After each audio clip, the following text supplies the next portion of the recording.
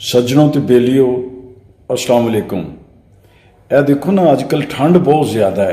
ਇਹ ਜਿਹੜੀ है ना ये इस तरह करके इंज कर लो तो ਇਹਨੂੰ ਪੰਜਾਬੀ ਵਿੱਚ ਬੁੱਕਲ ਕਹਿੰਦੇ ਨੇ। ਬੁੱਕਲ ਤੇ ਬੁੱਕਲ ਦੇ ਵਿੱਚ ਕਹਿੰਦੇ ਸਿਆਣੇ ਕਹਿੰਦੇ ਨੇ ਕਿ ਪਾਲਾ ਜਿਹੜਾ ਹੈ ਉਹ ਬੁੱਕਲ ਮਾਰ ਕੇ ਬੰਦਾ ਬੈਠਾ ਹੋਵੇ ਨਾ, ਗਰਮ ਲੋਈ, ਗਰਮ ਖੇਸ ਜਾਂ ਗਰਮ ਚਾਦਰ ਜੋ ਵੀ ਹੈ ਉਹਦੇ ਵਿੱਚ ਜਾਂ ਰਜ਼ਾਈ ਦੀ ਬੁੱਕਲ ਮਾਰ ਕੇ ਬੈਠਾ ਹੋਵੇ ਤੇ ਉਹ ਪਾਲਾ ਜਿਹੜਾ ਹੈ ਨਾ ਉਹ ਫਿਰ ਦੂਰ ਨੱਸ ਜਾਂਦਾ ਹੈ, ਬੰਦੇ ਨੂੰ ਬੜਾ ਸਕੂਨ ਮਿਲਦਾ ਹੈ। पर एक गल ये होर भी है, बुक्कल दे चोर भी बड़े मशहूर ने। कई लोग बुक्कल दे विच चोर लुकाए होंदे ने ते बुक्कल दे चोरां तो हुशियार रहना चाहिए।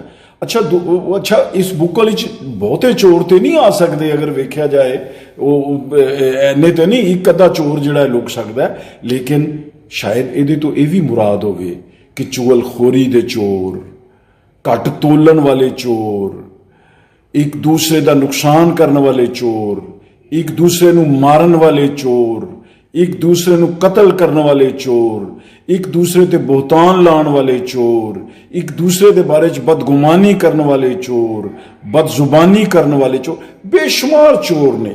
ते वो चोर जिहड़े ने, जिहड़े भी बुक्कल विच लुके ने, उन्हां तो हुशियार रहो। अल्लाह करीम सानू ये सारे चोरां तो महफूज रखे। दूसरे चोर जिहड़े चोरी करते हैं, चोरी ते यारी मतलब है कि बुरे तल्लकात, उन्हां तो भी अल्लाह महफूज रखे। अपने आले दुआले दा ते प्यारे वतन पाकिस्तान दा बहुत ख्याल रखना। पाकिस्तान नूं अपनी दुआवां च कदी ना भुलना। बहुत मेहरबानी।